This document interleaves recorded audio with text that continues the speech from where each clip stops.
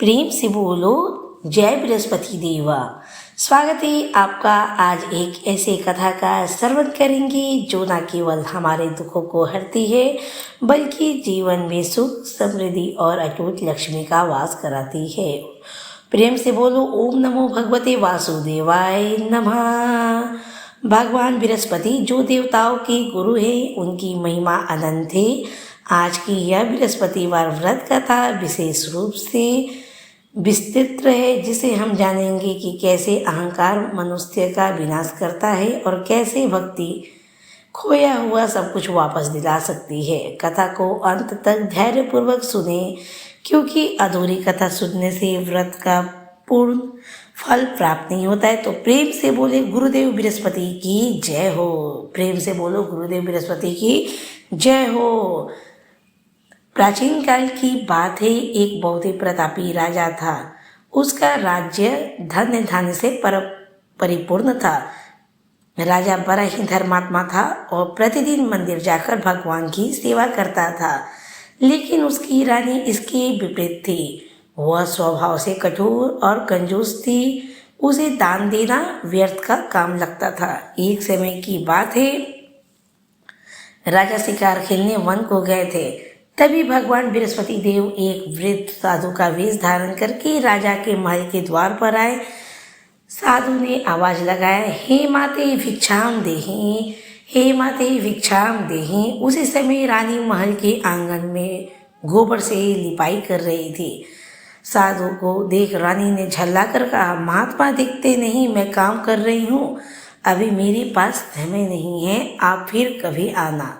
साधु चुपचाप चले गए। कुछ देर बाद वे फिर आए और भिक्षा मांगने लगे। रानी ने फिर वही उत्तर दिया। तीसरी बार जब साधु आए तो रानी ने क्रोध में आकर कहा, हे साधु महाराज, मैं इस दान पुण्य से तंग आ गई हूँ। अगर आपके पास कोई ऐसा उपाय है जिससे यह सारा धन दौलत नष्ट हो जाए, तो मुझे कभी किसी को दान ना देना पड़े, तो वह बता दीजिए। मैं इस रोज रोज के दान और झंझट से तंग आ चुकी हूँ। साधु रूप बृहस्पति देव ने मुस्कुराकर कहा, पुत्री, तुम्हारी इच्छा विचित्र है। संतान और धन से कोई भी व्यक्ति परेशान नहीं होता है, पर यदि तुम यही चाहती हो तो सुनो। आने वाले गुरुवार को तुम पूरे घर को गोबर से लिपना, अपने बालों को धोना, राजा से कहना कि वह हजामत बनवाए और भोजन में बिना नमक का पीला भोजन ना करके केवल तामसिक भोजन करना। ऐसा 7 गुरुवार करने से ही तुम्हारा सारा धन मिट्टी में मिल जाएगा। रानी ने ठीक वैसा ही किया। देखते ही देखते राजा का कोष खाली हो गया। हाथी घोड़े मर गए और नौबत यहाँ तक की आ गई कि राजा रानी को भूखा सोना पड़ा। जब दरिद्रता चरम पे पहुँच गई तो राजा ने परदेश जाकर मजदूरी करने का निश्चय किया। वह एक दूसरे देश में जाकर लकड़हारे का काम करने लगा। यहाँ महल में रानी और उसकी दासी दाने दाने को तरसने लगी। एक दिन रानी ने दासी से कहा कि पास के नगर में मेरी बहन रहती है, वो बहुत धन्यवान है, तुम उसके पास जाओ और कुछ अनाज मांग लाओ। दासी वहाँ गई, लेकिन उस दिन गुरुवार था और रानी की बहन बृहस्पतिवार की कथा सुन रही थी, इसलिए उसने दासी को कोई उत्तर नहीं दिया। दासी खाली हाथ लौटी आई और रानी को सब बता दिया। रानी को बहुत दुख हुआ।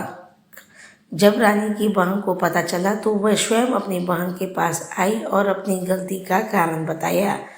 उसने रानी को समझाया, बहन, दरिद्रता से घबराओ मत, बल्कि देव गुरु बृहस्पति की शरण में जाओ।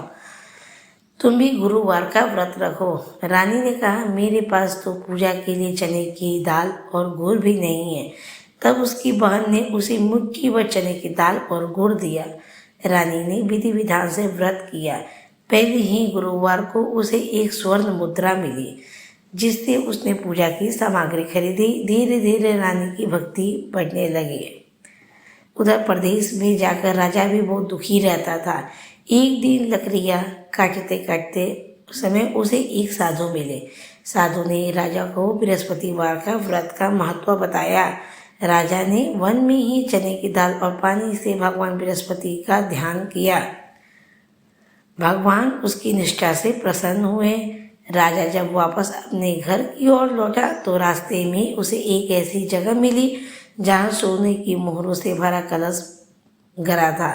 राजा समझ गया कि यह सब गुरुदेव की कृपा का फल है। राजा जब महल पहुंचा तो उसने देखा कि रानी भी अब पूरी तरह बदल चुकी थी। महल फिर से धन्य धान्य से भर गया था। अंत में राजा और रानी ने मिलकर एक बहुत बड़ा यज्ञ कराया और पूरे राज्य में घोषणा करवाई कि हर गुरुवार को जो भी व्यक्ति भगवान बृहस्पतिवार की कथा सुनेगा उसके घर में कभी दरिद्रता नहीं आएगी। जो स्त्रियाँ इस दिन सिर धोती है या कपड़े धोती हैं उसके घर की लक्ष्मी रूठ जाती है, इसलिए नियम का पालन अनिवार्य है। तो भक्तों, यह थी देवगुरु बृहस्पति की वह पावन कथा जो रंग को राजा और दुखी को सुखी बना देती है। भगवान बृहस्पति देव जैसे अपने राजा रानी के दुख दूर किए, वैसे ही इस कथा को सुनने वाले और कहने वाले के सभी भक्तों के कष्टों का निवारण करना। तो भक्तजनों, अगर आपको ये कथा पसंद आई हो तो कमेंट्स बॉक्स में जय बृहस्पति देवा जरूर लिखिएगा। प्रेम से बोले जय बृहस्पति देवा।